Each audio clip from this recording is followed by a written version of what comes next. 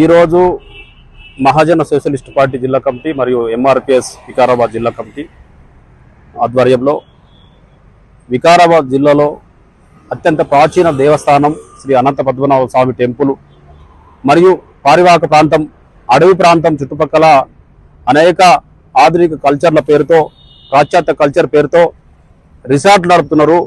రిసార్ట్లు నడపడానికి పర్యాటక కేంద్రంగా ఇది అభివృద్ధి చెందడానికి మేము వ్యతిరేకం కాదు.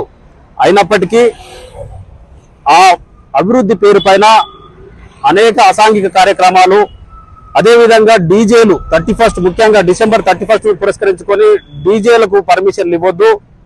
ఈవెంట్లకు ఎలాంటి పర్మిషన్లు ఎక్కడ కూడా ఇస్తలేరు తెలంగాణ రాష్ట్ర వ్యాప్తంగా. ఈ ఈవెంట్ల ముసుగులో డ్రగ్స్ బారిన యువత పడే అవకాశం ఉంది కాబట్టి వాటిపైన పోలీసు యంత్రాంగం ఒక కన్నేసి కట్టుదిట్టమైన చర్యలతో ఇక్కడ వచ్చే పర్యాటకులకు కూడా రక్షణ కల్పించే విధంగా కూడా పోలీసు యంత్రాంగం చర్యలు తీసుకొని వాళ్లకు అన్ని రకాల సౌకర్యాలు కలిగే విధంగా, అక్రమంగా ఎవరైనా నడిపితే వాటిపైన చర్యలు తీసుకునే విధంగా జిల్లా ఎస్పీ గారికి ఈరోజు వినతి పత్రం ఇవ్వడం జరిగింది.